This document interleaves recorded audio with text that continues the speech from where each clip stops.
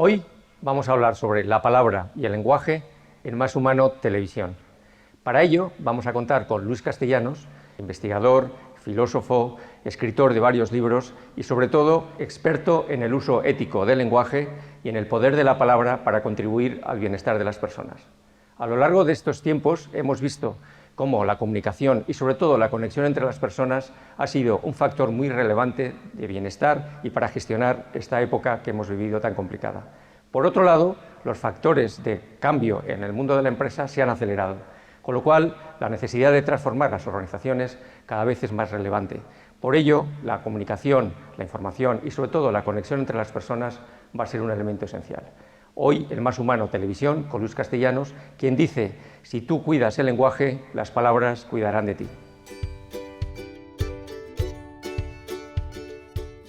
Bueno, pues como hemos anunciado hace un momento, pues aquí estamos con Luis Castellanos, filósofo, experto en el lenguaje, en la palabra.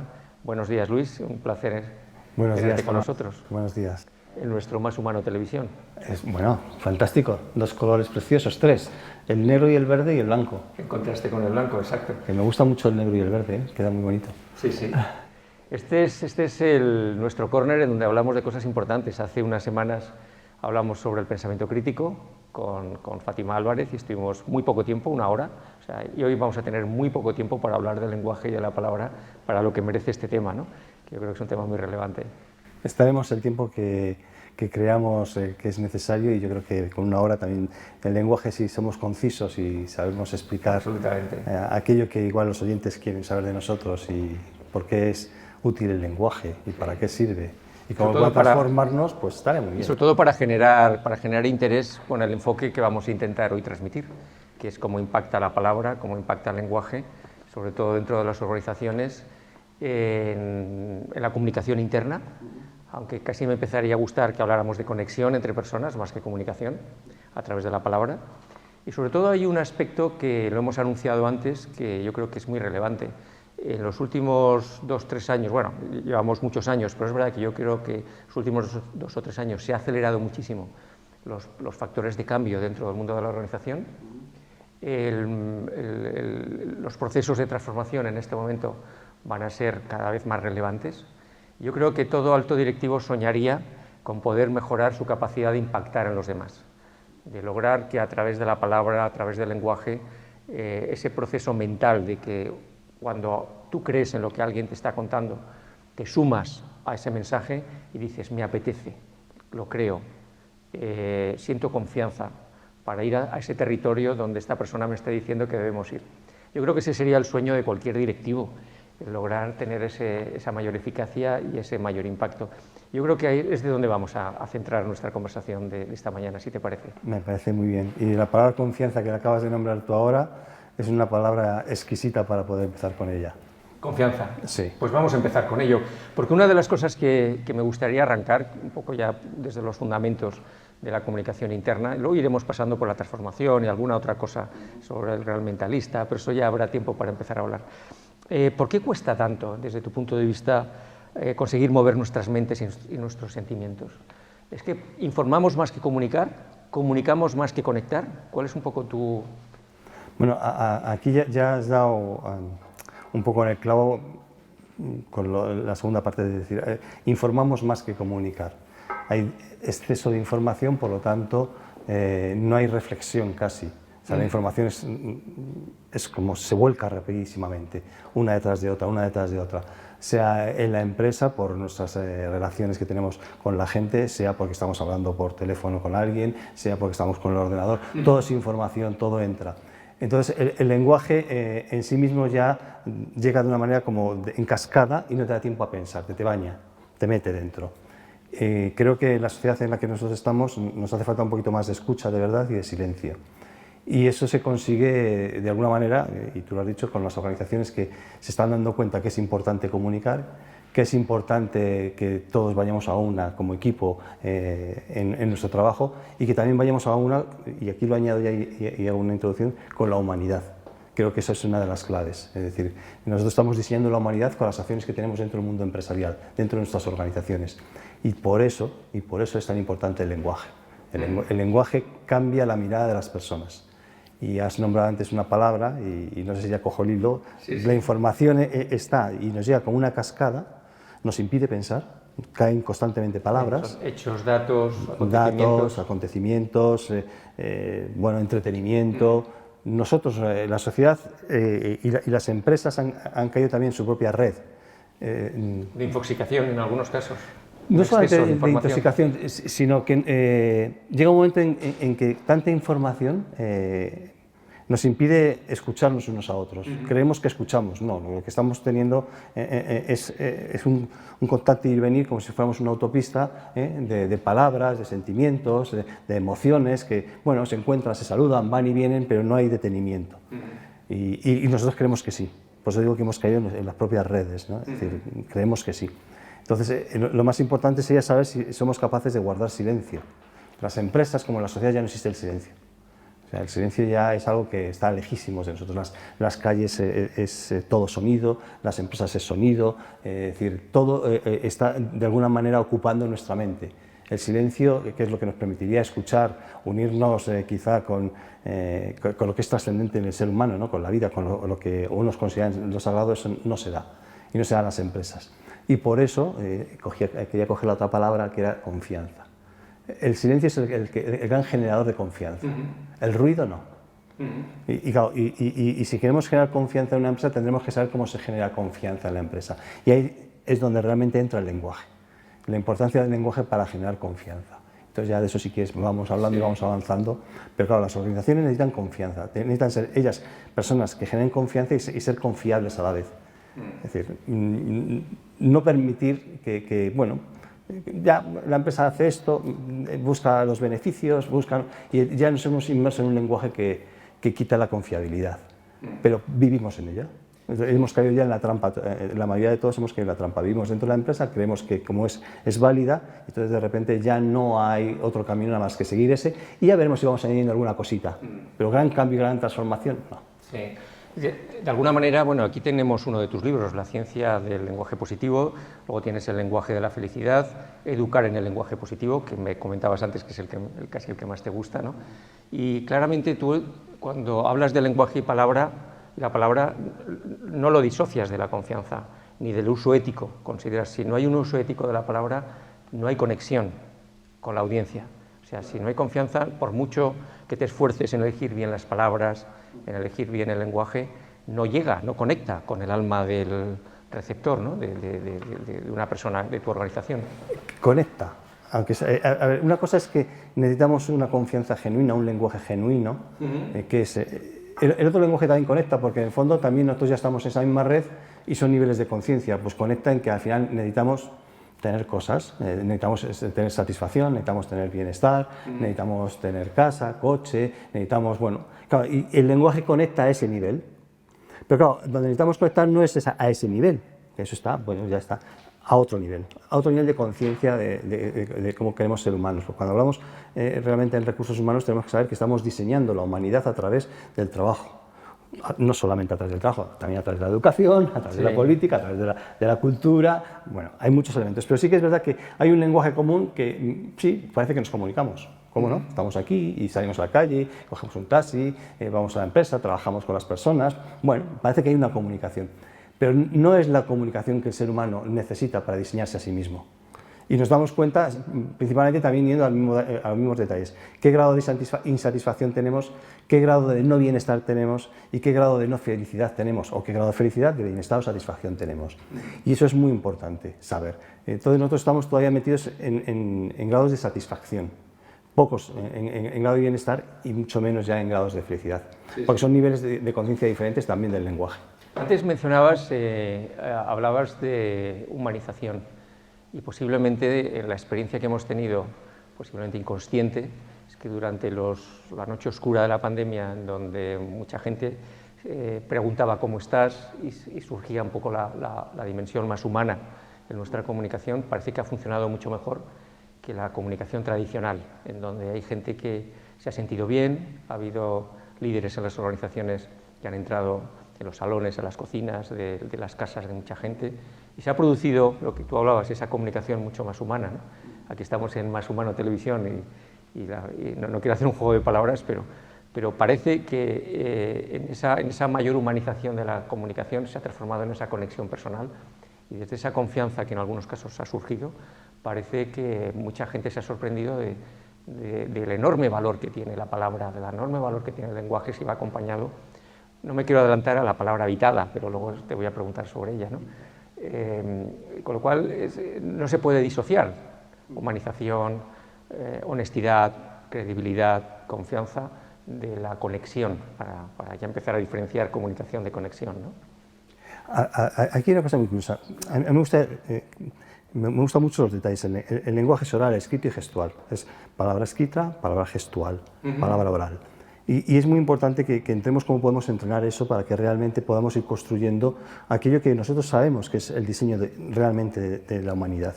A cualquier empresario, directivo, CEO, persona influyente, sí, por hablar de los que son más influyentes, cuando les preguntan, el otro día estaba leyendo una noticia de Adele, la cantante que había sacado el disco 30, como dice, pero los 30 años, y en una entrevista que le hizo Oprah Winfrey en Estados Unidos, ella confesó que cuando le preguntaban qué desea para su hijo, que se acaba de divorciar, decía, yo lo que quiero para mi hijo es que sea buena persona y que sea feliz. Sí.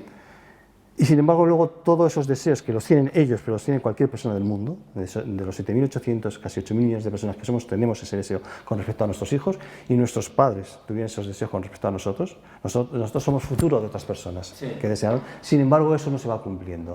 Hay algo que de repente se distorsiona con el paso del tiempo y lo vamos distorsionando. Entonces, ¿qué podemos hacer para que eso se vaya arreglando? Esa distorsión que se ha generado. Entonces, ¿cómo intervenimos en las empresas? Casi el 90% de la población, no sé las estadísticas, va a trabajar en un mundo empresarial. Sí. O sea, va a ser trabajar por cuenta ajena o por cuenta propia. Va a estar inmerso. Por eso es tan importante que trabajemos los recursos humanos y que se le dé la importancia que tiene. Y yo a veces creo que no tiene importancia, pero también por los mismos que están trabajando en recursos humanos, que creen saber lo que necesita la empresa.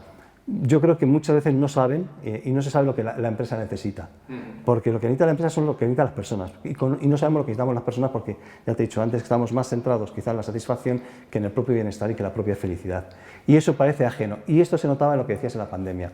¿Qué lenguaje es el que aparecía y qué lenguaje no aparecía en la pandemia? Y porque ahora tenemos un deterioro de la salud mental. Claro, ahora es un tema muy relevante, que está encima de la mesa. Muy relevante. La salud mental, sobre todo. Es decir, ese deterioro, ¿por qué se ha producido? Y lo importante es cuál ha sido el lenguaje que más ha existido, que ha habitado, no como digo yo el lenguaje habitado, pero que ha habitado, que ha estado en nuestros hogares, principalmente durante estos años, y que probablemente va a seguir estando. Y ha estado en nuestras empresas. Porque ¿de dónde surge el lenguaje que tenemos? De dónde está antes, de las empresas. Si hacéis un estudio, yo hice un estudio de las palabras más importantes que aparecieron durante la pandemia. Por supuesto que aparecían infectados, el COVID, el número de muertes, bueno,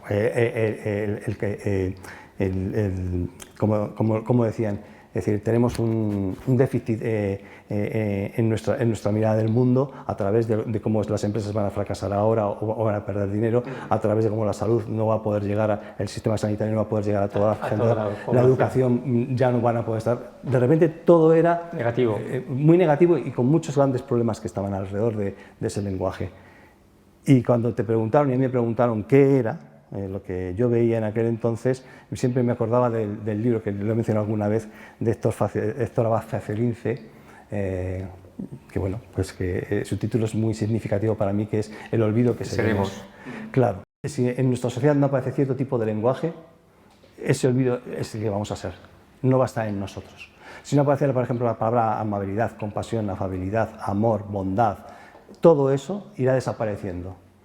Porque nosotros tenemos esa tendencia, es decir, aquello que no usamos frecuentemente no aparece. Entonces las empresas, eso no aparece porque no lo consideran válido. Es decir, bueno, que somos muy expertos en marketing, hemos estudiado muchísimo en marketing, en economía, en I+D, desarrollando negocios, buenísimo. Y también creemos que somos sabios expertos en el amor, en la compasión, en la amabilidad, y casi lo damos por hecho cuando no existe. Y ese lenguaje no es habitual en el mundo de la empresa. Y no está. Ni la justicia, ni la belleza, ni el amor, ni la compasión. Entonces, claro, no está, ¿por qué? Porque no consideran que sea válido. Por eso digo, se ha creado un lenguaje en las empresas donde hay un olvido, y en ese lenguaje sí somos capaces de comunicarnos. Y por eso de repente aparece también otro tipo de lenguaje, el lenguaje de la queja, de la crítica, de la culpa, porque es el que más fácilmente nos movemos. Esto nos impide aprender. Y nos generan silencios, no silencios externos e internos, sino silencios del lenguaje que es importante que nosotros tengamos. Ha sido silenciado, ha sido acallado. Entonces, en recursos humanos, cuando pensamos, yo les diría, ser valientes y atreveros a dar otro tipo de formación. Porque cuando tú preguntas, y en el libro Educar en lenguaje positivo, ¿qué quieren las familias? ¿Qué quieren esos padres y madres que están trabajando fuera? Gente que yo también pregunté a gente del ejército, ¿qué queréis para vuestros hijos? ¿Qué queréis para el futuro de la humanidad? Por lo general, la palabra que nace en primer lugar es felicidad, es ser buena gente, pero luego al final del camino no está se va diluyendo. Y yo creo que es porque las empresas mismas, nosotros cuando llegamos, inmersos en ese lenguaje y en esa cultura, ha desaparecido otro tipo de lenguaje que es el que más necesitamos nosotros, pero que no hemos sabido trabajarlo. Por eso nos creemos a veces sabios en la bondad, en el amor, porque bueno, eso está ahí, no sé qué, y lo dejamos de estudiar y trabajar. Es que eso es trabajo, eso es estudio, eso es dedicación, eso es esfuerzo, y claro, la gente eso parece que no. Y si le pones, bueno, esto no tiene que ver mucho con la empresa, tiene que ver todo con la empresa, Totalmente. Tiene que ver con el futuro de la humanidad. Pero sí que ha habido, yo creo que esa experiencia en estos meses, en donde algunos máximos responsables de grandes organizaciones, al simplemente pronunciar cómo estás tú y cómo estás tu familia, de repente se produjo una transformación en las sensaciones, un poco en la reacción que uno tenía. Decía, bueno, pues por primera vez hablamos como decía Canetti, habla de ti, lo más personal, lo demás está en los periódicos o lo demás está en la información. Y ahí sí que yo creo que esa experiencia está dejando de alguna manera cierta huella, ¿no? En donde la expectativa ahora de mucha gente es poder conservar esos valores, poder conservar esa experiencia. O más que valores, poder conservar ese momento en donde yo me sentí más valorado y la conversación fue más personal en términos de esas palabras que antes pronunciabas, como compasión, como amor, etcétera, etcétera, ¿no? Cosa que no es el lenguaje habitual del mundo de la empresa, pero ya ha entrado en acción, ya ha saltado al terreno de juego y yo creo que ha dejado memoria en nosotros. Hay un tema que me gustaría, porque a mí lo que me gusta de Luis Castellanos es que habla de neurociencia, en este caso, tu base más importante para toda tu formulación parte de la neurociencia. Citas en este libro que estábamos comentando, La ciencia del lenguaje positivo, el famoso experimento Florida, el efecto priming.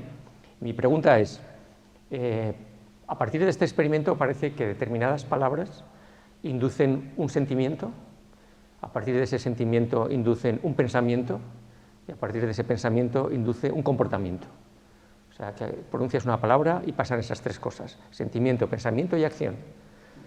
Desde el punto de vista de las organizaciones, cuéntanos un poco cómo ves esa cadena, porque si yo como alto directivo me dices, si tú utilizas esta palabra en vez de esta, tú puedes provocar ese sentimiento, pensamiento y acción y lograr aquello que en principio estás pretendiendo, poniendo el foco en la palabra. ¿Es tan relevante en este momento? Yo creo que somos afortunados. Fíjate, voy a partir ya de un principio que me parece que es muy interesante. Somos afortunados porque nos estamos dando cuenta en la historia de nuestra humanidad que todavía hay muchas cosas que podemos aprender y que podemos mejorar. Sí.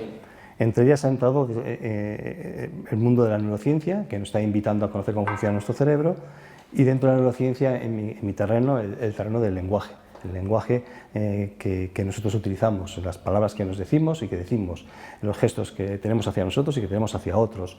Eso es tan importante, tan relevante hoy en día que sabemos que es el futuro de la humanidad. Y no como sistema de comunicación solamente, sino además, como que tú estás diciendo en un momento dado, es decir, que puede producir en nosotros, y eso es claro y viene de la neurociencia, salud. Una salud mental y una salud física. El experimento tan sencillo que era, vamos a ver ese efecto priming, vamos a ver qué sucede voy a simplificarlo, con dos cadenas de palabras que aparecen ahí. Unas que son palabras comunes, que pueden ser sol, energía, flores, árboles, y otro donde puede aparecer sol, pero de repente aparece canas, luego aparece vejez, luego aparece tiempo, y van apareciendo otro tipo de palabras que están asociadas más principalmente eso los estudiantes que estaban participando en ese experimento no lo sabían, que están más asociadas a lo que es el paso del tiempo, más a la vejez y a la falta de energía.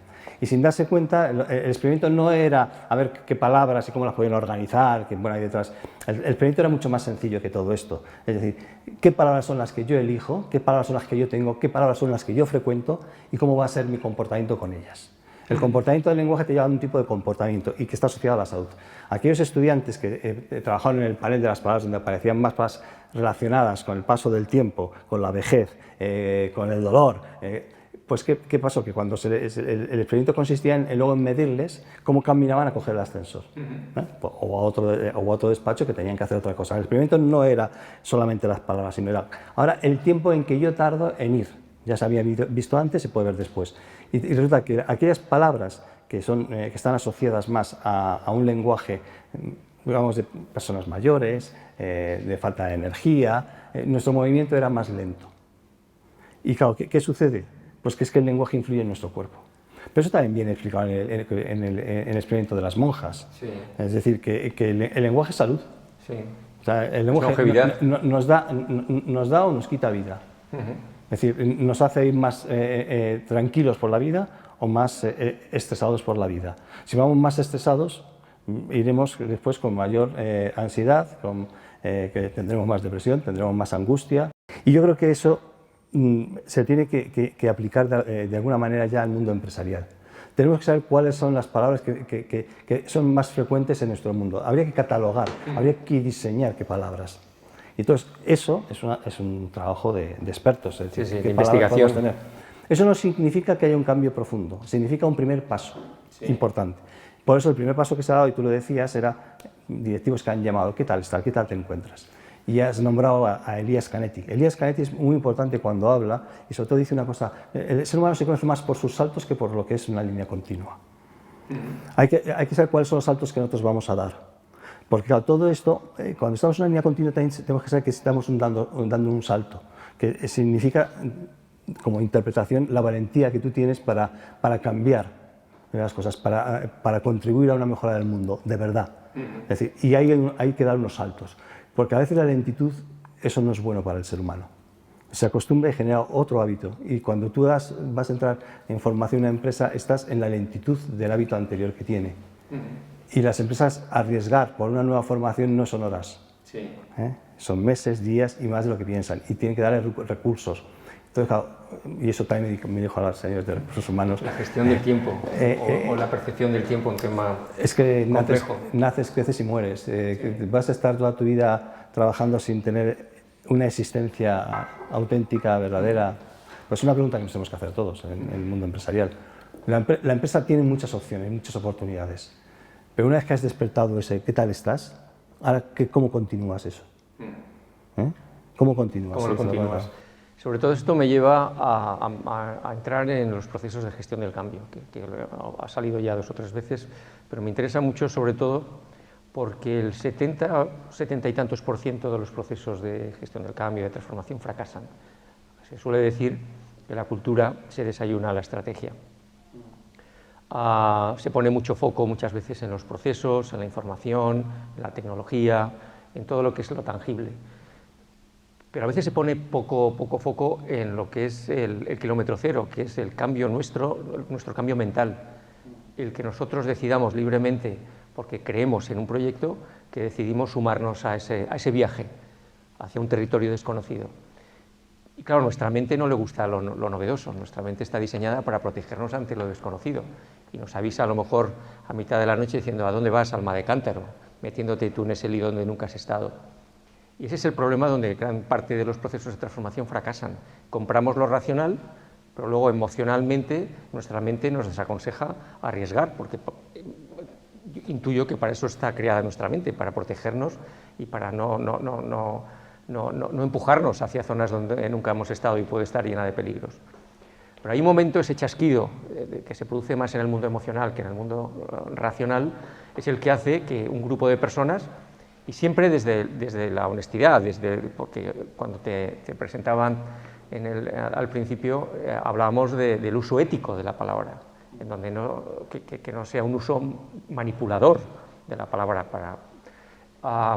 ¿De qué manera crees que el lenguaje y la palabra necesita, bueno, lo has comentado antes, confianza, pero en este caso el crear un futuro, construir una imagen, construir una representación mental atractiva, creíble, apetecible a través del lenguaje, a través de la palabra? Porque es cuando al final decidimos unirnos o no. Y eso es un proceso que, como comentábamos, está en el kilómetro cero de los procesos de transformación. Si ahora mismo diéramos una fórmula a todas las personas que nos están escuchando y colegas, sobre todo, bueno, CEOs y profesionales del mundo de la gestión de personas, pues realmente bajaríamos ese 70% de fracaso en los procesos de transformación. Muchas preguntas internas hay, mucha reflexión. Al cerebro le gusta lo novedoso. Esto lo estaba hablando el otro día con una persona muy... ¿Que le gusta o que no le gusta? Le gusta mucho. ¿El cambio? Lo conocido. Lo conocido. Yo hablaba con una persona conocida, muy conocida, hablando, precisamente, tenía una edad ya de 50 y tantos años, y me estaba diciendo, oye, ¿cómo podemos conservar el cerebro mejor? El deterioro cognitivo que se va produciendo con los años, esas memorias que de repente se nos va yendo y se nos va marchando, ese cuerpo que está. Entonces, claro, podemos hablar, yo le decía, bueno, deporte, él hace deporte, por lo tanto, bien, comer sano, bien. Ahora digo, vamos a por lo novedoso. El cerebro quiere lo novedoso. ¿Que quiere novedades? Claro, hombre, el cerebro necesita conectar constantemente. Es decir, lo que pasa es que nosotros le hemos tocado a que no quiera las novedades. Entonces, que es otra de las cosas, porque en nuestras áreas de confort, que se puso ya de moda, y pues bueno, ya no queremos las novedades. La famosa zona de confort. Pero el cerebro sí lo quiere. Lo quiere porque quiere sobrevivir. No separemos tanto las cosas. Nosotros queremos vivir. Cuantos más años, mejor. Yo alguna vez en una conferencia en el colegio de médicos, ante psiquiatras y psicólogos, preguntaba, ¿cuánta gente le gustaría vivir 130 años? Y decía, bueno, ninguno casi. Si vamos a vivir como ahora, digo, claro, es que no. Es que estás pensando como ahora. Y si te están diciendo que igual puedes vivir de forma diferente, es decir, que vas a tener mejor reserva cognitiva, mejor reserva emocional, mejor reserva física, ¿lo harías? Es que vamos a envejecer por ahora. Entonces, ¿cómo envejecemos? Bien. Y esa es una pregunta. Las empresas, muchas de ellas van a durar más que nosotros. Multinacionales grandes o pequeñas, empresas familiares. Pero a la vez también están envejeciendo y pueden envejecer mejor o peor. La cuestión está, ¿qué es lo que hace que una persona o una empresa, y son mecanismos parecidos porque las hemos creado nosotros, aumente su juventud? Claro, le haría falta un poquito más de deporte, más de energía. Le haría falta meditar por la mañana, que a la también empresa estaría muy bien, sí. Le haría falta, por supuesto, comer mejor. Y la novedad. Necesitamos directivos, CEOs, que quieran la novedad. Estamos hablando más lo que rodea la palabra y al lenguaje que el propio símbolo de la palabra, ¿no? que parece que es de lo que íbamos a hablar. Esto me lleva a algo que ya ha surgido, que era la palabra habitada.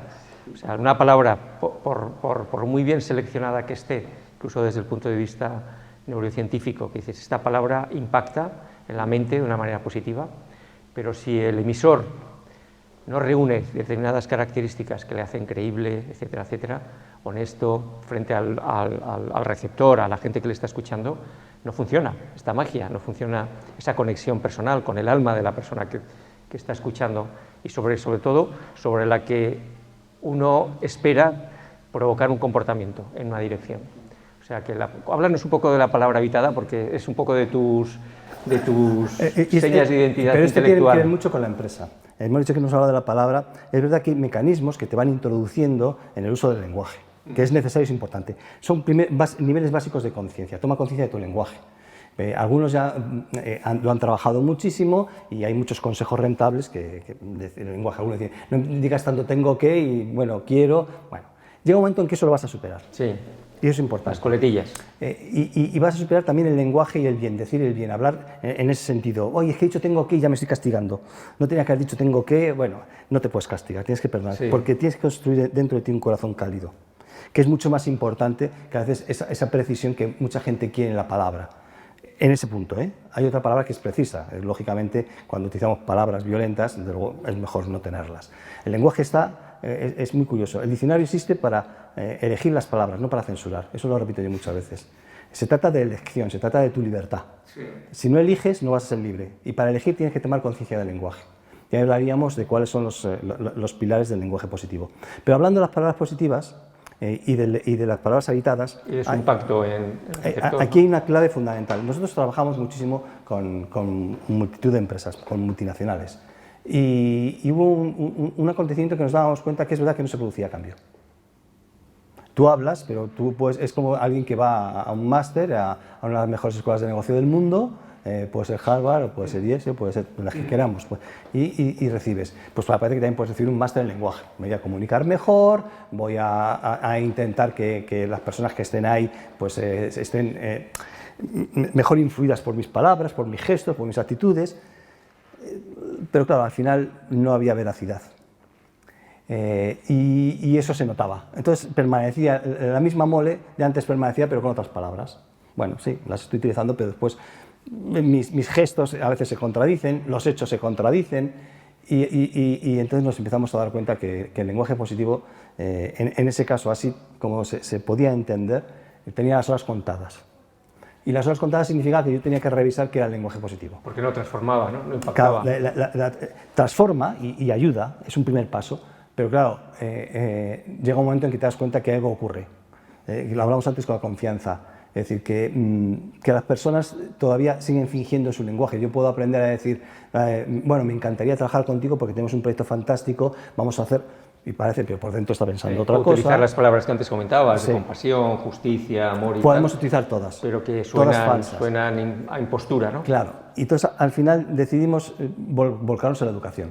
Ir a un centro educativo, a educar el lenguaje positivo y palabras habitadas, que es el segundo libro, pues para ver cómo adquirimos el lenguaje, cuál es el procedimiento de adquisición del lenguaje y de la verdad de ese lenguaje, de la autenticidad de ese lenguaje. Una palabra habitada significa que te ha transformado a ti, que tú eres esa palabra y vives esa palabra. Y esa palabra tiene el poder de haberte transformado a ti, pero también el poder de transformar a otros. Por lo tanto, si habitas una palabra, haces que el mundo sea más habitable a través de ese lenguaje, como realidad. Y claro, como realidad es que también hay que saber elegir qué palabras vas a habitar. Las palabras habitadas son pocas. Necesita coherencia. Son guías, pero son poquitas. Hay que ir pocas. Hay que ir ligero de equipaje del lenguaje. Porque son palabras guías que te enseñan. Y uno puede elegir, a mí me preguntan, pues yo tengo paz, que me gusta esa palabra, ¿qué paz puedo aportar yo hoy? Sí, pues para poder colaborar, estar junto a otros, que yo creo que es una de las palabras más bonitas. Y hay dos, silencio y quietud, porque es la que me hacen verme por dentro para ver al otro. Entonces, hay que evitar pocas palabras. Otro puede elegir alegría, otra, pero poquitas porque son palabras guía que después van a generar todo tu lenguaje. Y te gusta el sí también, ¿no? Como una de las palabras. El sí, esa es fundamental, ese ya sabes que lo digo. Pero claro, las palabras habitadas significa que has elegido esas palabras que son guía, fundamental en tu esencia, como ser humano. Claro, pero como ser humano, que significa que estás mirando también a todos los demás seres humanos. No a tu familia, como digo, solamente a tu comunidad, a tu grupo, a tu empresa o a tu país. Llega ese momento en que eso nos damos cuenta que no nos beneficia a todos. Cualquier situación que nos esté alejando de eso va a ser una situación que nos va a perjudicar en nuestra salud física y en nuestra salud mental. ¿A quién le gusta que estemos en una situación tan conflictiva como la que estamos ahora con un COVID? ¿A quién le gusta que todavía el lenguaje que aparece no sea el lenguaje que necesitamos? Hay una crisis económica, hay una crisis sanitaria y sobre todo hay una crisis del lenguaje, una crisis espiritual del lenguaje. Y las empresas podrían ser portadoras de ese cambio. Esas personas que tú dices en un momento dado, ¿qué tal estás? ¿Qué camino han seguido para saber qué tal estás? ¿Qué? Es una conjunción que te está diciendo... bueno, es una pregunta. que te lleva a ti mismo, al que hace la pregunta, a saber si realmente estás unido a la otra persona. Me interesas, ¿no? Te habla de tu verdadera motivación. Claro, tienes que saber si hay una verdadera motivación en esa pregunta, ¿qué tal estás? O no la hay. Que puede ser una palabra vacía, bueno, necesitamos saber qué tal están, la situación es conflictiva, me llevan a hablar, a preguntar por tu salud, pero en el fondo, hasta aquí he llegado. ¿Cómo avanzo? ¿Cómo avanzas? Un año, otro año, otro año, otro año. ¿De qué voy a alimentar? ¿De qué lenguaje voy a alimentar a esas otras personas? Y me refiero oral, escrito y gestual. Sí. Pero yo imagino dos emisores que utilizan las mismas palabras y nuestra intuición muchas veces nos hace que creamos a este y a este no. Dices, ¿están diciendo absolutamente lo mismo? En muchas organizaciones el DIRCOM dice, oye, bueno, y en el mundo político, constrúyeme un mensaje muy emocional, que vaya dirigido al alma de la gente, no tanto a la parte racional. Y dice, si con esto voy a arrasar, tanto en una organización como a nivel político, y no vamos a dar nombres, pero... Entonces, nuestro... Yo daría nombres. Yo daría nombres. Sí, sí, tenemos... yo digo, porque es que al final parece que no somos responsables de las cosas que hacemos. No. Y tenemos esa... Pero no les queremos, es decir, dices, lo ha dicho perfecto, pero seguimos con ellos. Pero nuestra intuición pero nos dice, no le creo, o sea, ha pronunciado un discurso perfecto, pero vacío. Pero seguimos con falso. ellos. Pero seguimos con ellos. Convencer a alguien para que te dé un discurso político, que los hay, asesores empresariales, para convencer a la gente es fácil. Hablabas de la posverdad, que en vez de los hechos tenemos que nos fiamos más de las emociones que nos produce. Nos han sumergido en un lenguaje que no es el que nosotros necesitamos ni queremos. Entonces, claro, ¿cómo cambiamos? Pues bueno, poquito a poco, que es verdad, teniendo herramientas, es muy importante, tener herramientas, muy, muy importante. Desde el punto de vista científico. Desde el punto de vista científico, neurocientífico u otras herramientas psicológicas, sociales, es decir, tenemos muchas. Es decir, vamos a aplicarlas y que las empresas tengan confianza en que eso va a producir un beneficio a corto, medio y largo plazo, en lo que es la humanidad, no en los beneficios. Ten en cuenta que la gente cuando busca su propio beneficio, ese egoísmo a ultranza que tenemos por el dinero, es que nos debemos a los beneficios de la empresa. Sí, usted se debe para sobrevivir inicialmente, porque como hemos generado una sociedad, pues bueno, inicialmente. Pero las personas nacen, crecen y mueren. Aquí tenemos que hablar de la empatía temporal, tenemos que hablar de otras cosas. Por eso se nos iba a quedar corto una hora, pero bueno, vamos a intentar... Yo es que hablo mucho, aquí, amigos míos, me encanta, pero yo les digo, piensen que lo que más necesitamos es una inteligencia y un corazón cálido. Unidos, ese equilibrio entre una cosa y la otra. Inteligencia sin corazón cálido nos hará ser personas que en un momento dado miramos más por nosotros, por nuestros intereses, y nos podemos llevar a situaciones complejas, violentas, innecesarias. Nos llevará a enfados, a iras, nos quitará el corazón tranquilo, nos quitará la mente en paz y nos quitará la salud.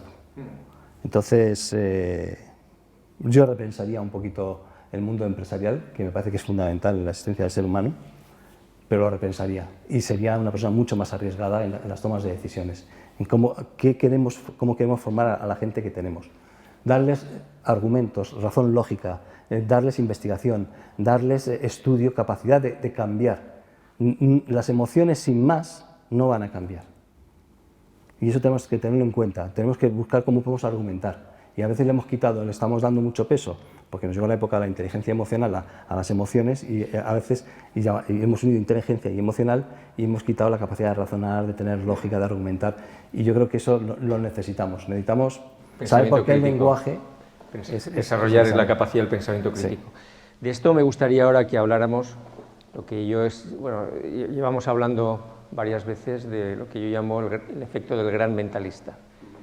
Si sabemos desde el punto de vista de la neurociencia cómo impactar mejor en las mentes de las personas que nos escuchan, hace años podríamos encontrarnos un gran mentalista en un teatro para 200, 300 personas que nos hace pensar que nos ha adivinado la mente porque ha utilizado determinado lenguaje que nos ha inducido un pensamiento que luego crea la ilusión de que nos lo ha adivinado. Pero ahora mismo tenemos tres elementos preocupantes. Por un lado, esa neurociencia que puede tener un uso ético o no ético, un uso que aspira a conectar con la parte más noble de nuestra naturaleza o manipulándolo al servicio de los intereses particulares de quien lo utiliza. Con lo cual sabemos más cómo impactar en nuestra mente a través de la palabra y a través del lenguaje. Luego tenemos un Big Data enorme, en donde en esa selección de las palabras podemos saber qué palabra va a movilizar a millones de personas. Ya salimos del teatro pequeño a un territorio, a un país, a un continente. Y luego tenemos las redes sociales y los medios para impactar de una manera inteligente. Con lo cual somos cada vez más vulnerables a través del lenguaje, más manipulables, a través de la posverdad, las noticias falsas, pero sobre todo nuestra capacidad de manipular el lenguaje impactando en la mente desde lo que estamos hablando en esta conversación. Es complejo, pero desde tu punto de vista, aparte del pensamiento crítico, etcétera, bueno, que puede ser el pensamiento crítico, ¿cómo podemos contrarrestar, cómo podemos contrapesar esta amenaza de manipulación del pensamiento, y de una manera tan sutil que no somos conscientes de que estamos siendo manipulados y que estamos decidiendo libremente, estamos diciendo el rojo, un animal, una ciudad, pensando que lo hemos pensado nosotros en ese momento libremente, pero nos lo han inducido, como ese efecto, lo que hablamos en un teatro del gran mentalista. Y bueno, no pasa nada si decimos un perro o una ciudad. El problema es cuando nos manipula en nuestra decisión de compra, o peor, en nuestra decisión de voto. Sí, eso está... Es muy relevante. Ahí teníamos a Cambridge Analytica, tenemos muchos ejemplos de grandes asesores expertos al servicio de una idea política en unas elecciones. Aquí tenemos algo que es muy curioso, hablamos de vasos comunicantes, nuestro sistema educativo. Y aquí tenemos que ser muy honestos y muy honrados, es decir, ¿qué mentalidad queremos que den nuestros hijos? ¿Qué mentalidad queremos que den nuestros hijos? O nuestras hijas.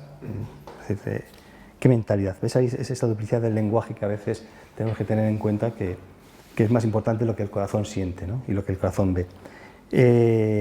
La educación es fundamental, pero claro, resulta que nuestros sistemas educativos están bajo el poder y el dominio de nuestros sistemas políticos, que son los que están utilizando ese lenguaje para convencer a las masas de ese voto.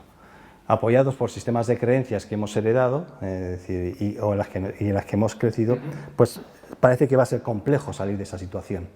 Está claro que el libre pensamiento nunca ha gustado y sigue sin gustar. Que la gente piense por sí misma no es aconsejable para el poder. Fíjate, es que quizá no estemos ni preparados para saber que estamos pensando libremente. No, por eso te comentaba, el efecto del gran mentalista. Que es muy curioso, porque pensamos que sí. Y probablemente ni yo mismo, que me dedico a esto del lenguaje y observar, y cuando veo a veces los telediarios, veo lo que dicen los políticos, ya mi mujer me dice, ya entras un poco en barrena con ellos, ¿no? Digo, sí, porque los políticos nos meten en camisas de 11 varas innecesarias. Sí. Y el diálogo que estamos escuchando constantemente en las televisiones no tiene nada que ver con el deseo más íntimo del ser humano, con el más íntimo, que es vivir. No vivir como ellos dicen, vivir, que es otra cosa que tienen que descubrir. Yo creo que los grandes políticos como los grandes empresarios necesitan asesores de vida, que enseñen qué es vivir de verdad en profundidad y en calado, qué es el respeto por la humanidad, es decir, y que no lo justifiquen por razones X, el cambio climático ahora, el poco acuerdo. Yo que estuve estudiando el anterior de París y que, bueno, que fue muy interesante saber cómo se llegó, es decir, todavía seguimos pensando que nos da lo mismo la sociedad y nos da lo mismo esta tierra en la cual nosotros vivimos, ¿no? Si nos da lo mismo eso, los que estamos habitando ahí tampoco sabemos mucho que... Esa es la pregunta filosófica, ¿qué es lo que merece ser vivido, ¿no? Esa es la que hay pistas. Se pronuncia. Hay pistas, a lo largo de la humanidad ha habido pistas. Tú sabes que merece ser vivido simplemente cuando tú miras a alguien, y yo digo que son los originales, y no habíamos puesto los nombres a nadie, y tú estás mirando a alguien que era tu pareja, pero no sabías que se llamaba pareja, que estaba con tu hijo, que no sabías que era tu hijo porque no habías puesto el nombre de hijo, no tenía un nombre propio tampoco. Lo que no se nombra no existe. No sabemos que era una caricia, pero nos emocionaba la caricia, nos ponía la piel de gallina, que es muy importante, y de repente decidimos que teníamos que poner nombre a todo eso. Duró tiempo, pero era un beso sabe toda la humanidad de lo que es un beso. Y además sabe una cosa totalmente maravillosa, sabe que mi beso es diferente a todos los besos del mundo, pero sé que es un beso. Son universales, pero son individuales, únicos, irrepetibles. Claro, de repente eso sabemos que es bueno. Y una caricia de verdad, cuando sentimos la caricia, cuando la piel se nos pone de gallina, un abrazo de verdad. Claro que sabemos que hay cosas, también es necesario los recursos económicos y también es necesario evolucionar. Pero si olvidamos los principios, los originales, aquello que ha vibrado en nuestra eternidad, que ya sabemos cuáles son, ya es donde hablamos de la ética del lenguaje, entonces probablemente nos despistaremos en la vida un poquito. Claro. Vamos a terminar, que llevamos una hora, queda una hora escasa, esto nos daría para mucho más, pero me gustaría ya, y volviendo al ámbito de las organizaciones, que es quizás nuestra audiencia en este momento y hacia donde vamos dirigiendo nuestro mensaje, ¿qué recomendarías para todos aquellos profesionales, gestores de personas, gestores de la comunicación, CEOs, presidentes, líderes, que a través del lenguaje, que a través de la palabra, que a través de la comunicación aspiran a transformar, a cambiar sus organizaciones, las personas de sus organizaciones? ¿Cuál sería un poco como titular final, tu último mensaje que quedara tras esta conversación de una hora? Que miren cuál es la verdadera intención o la verdadera motivación que hay en su corazón. Si la verdadera motivación que hay en su corazón es producir beneficios, ya está todo dicho. Beneficios económicos, ¿eh? Ahora, si están beneficios de las personas, si está intentar buscar la felicidad, si estamos intentando aliviar el sufrimiento, voy a terminar con una sola cosa que me parece fundamental y esencial en el ser humano. Se habla mucho en las empresas de empatía. Sí. Claro, la empatía es un eje de la confianza, ¿no? Que es muy importante. El otro eje es la capacidad de tener buenos razonamientos, la lógica y la argumentación, y el primero es que seas una persona auténtica, veraz. Pero la empatía es esencial. Y aquí en la empatía siempre decimos es sentir lo que el otro siente, que son nuestras neuronas espejo, que son muy fáciles de sentir. Vale, está muy bien, pero ¿qué pasa con eso? Bueno, que cuando me alejo ya no siento, ojos que no ven, corazón que no, que no siente. El segundo paso sería la empatía temporal. Significa sentir a tiempo y en el tiempo de las personas. Eso hay que implementarlo en las empresas. Porque las personas sufrimos a tiempo y en nuestro tiempo. No en otro tiempo, no en el tuyo, ni en el tuyo, ni en el tuyo, ni en el tuyo, en mi tiempo. Por lo tanto, yo tengo que mirar cómo sufre esa persona, si soy empático en ese momento. Y luego hace falta otro tipo de empatía, que es la empatía de la atención. ¿A qué está prestando atención esa persona en su vida? Porque es muy importante. Nosotros somos tiempo y atención. Nacemos, crecemos y morimos. Y aquello que dedicamos atención durante nuestra vida, así va a ser la calidad de nuestra vida, así va a ser nuestra felicidad. Si no sabemos a lo que estamos prestando atención, realmente la empatía no se va a cumplir. Será una empatía muy bien abstracta que se nombra a las empresas. Hay que ser empático, pero hay que ser empático. A tiempo y a tiempo de las personas prestando atención y sabiendo cómo podemos intervenir. Y aquí entra otro factor fundamental, que es la compasión. Y a mí eso me encanta. Y estoy a dar la definición de Dalai Lama, porque ya llevan 2500 años sabiendo lo que es la compasión y me interesa mucho. La empatía está muy bien, es sentir lo que el otro siente a tiempo y a tiempo. La compasión es otro nivel de conciencia. Es tener de una manera el compromiso y las herramientas para aliviar el sufrimiento de los demás. En las empresas sufrimos. A veces tenemos jefes que no nos lo mereceríamos, por lo buenos que pueden ser o por lo malos. Es decir, las dos cosas. Déspotas. Tenemos personas que son narcisistas. Tenemos personas que no son nada empáticas. Estamos sufriendo mucho. Compañeros. Las empresas es un mundo donde estamos viendo todo esto. Necesitamos aliviar el sufrimiento, porque esa es la esencia del ser humano. Nadie quiere sufrir. Ya que quieran ser felices, yo he hecho alguna encuesta y alguno me dice, a mí la felicidad no me interesa para nada. Pero al menos no quiero sufrir. Pero al menos no quiere sufrir, ¿no? Pues tampoco hagas sufrir. Entonces, claro, de repente llega que las empresas hemos quitado una palabra que es esencial, que es compasión, porque la entendemos a veces como lástima, y eso no es. No. Tendríamos que empezar a clarificar. Por eso es tan importante a veces el lenguaje. La compasión es, yo me comprometo y tengo las herramientas para aliviar el sufrimiento de las personas. Y esta es la clave. Es decir, esto es lo que hacemos en las empresas. Aliviar el sufrimiento de las personas, aliviar el sufrimiento del mundo. Si explotamos el mundo no estamos aliviando el sufrimiento, creamos injusticia. Entonces, claro, yo le digo a todos los directores de recursos humanos, tenemos el compromiso para aliviar el sufrimiento, porque eso es la dirección de recursos humanos. Alivio tu sufrimiento, tu dolor, que tendrá que ver después con el marco económico, tendrá con el marco social, con los beneficios que producimos, muchas cosas que están ahí. Pero, como he dicho, la vida se habita en pocas palabras. Es mejor habitar pocas, ligero equipaje de palabras, que muchas para no confundirte. Una necesaria, porque es la esencia del ser humano. Tú no quieres ver sufrir a tu hijo, no quieres ver sufrir a tu hija, no quieres que vaya creciendo con el sufrimiento, es que nos comprometemos de verdad a aliviar el sufrimiento de las personas y que vamos a tener esas herramientas. Entonces, en recursos humanos me encantaría. ¿Qué herramientas son las que realmente alivian el sufrimiento? Tenemos que empezar a tomar conciencia y ahí es donde entra lo nuevo, la capacidad de ser valientes y tener coraje. Porque en la vida yo creo que es coraje. Pues un mensaje muy, muy potente, tan difícil como necesario. Y con esto vamos a poner fin a esta conversación, que ya habíamos avisado que se nos haría corta, que por qué no a lo mejor anunciar que en un tiempo haremos la segunda parte de esta conversación. Y nada, muchísimas gracias Luis por habernos acompañado en este Más Humano Televisión, en donde hemos hablado en su momento del pensamiento crítico que ha surgido a lo largo de nuestra conversación.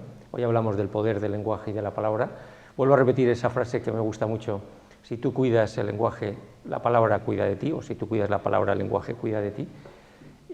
No puede ser un mensaje más humanista, ¿no? Para evitar el sufrimiento y para conectar con el alma de las personas. Y nada más, yo creo que hay mucho contenido, hay mucha reflexión en ello. Esperemos que hayamos generado interés y de alguna manera inspirado 3 o 4 o 5 o 6 cosas para mejorar el mundo de la comunicación desde esta perspectiva de la palabra y de la perspectiva del lenguaje. Y nada más, lo dicho, muchas gracias Luis y hasta la próxima. Muchas gracias a vosotros. Gracias.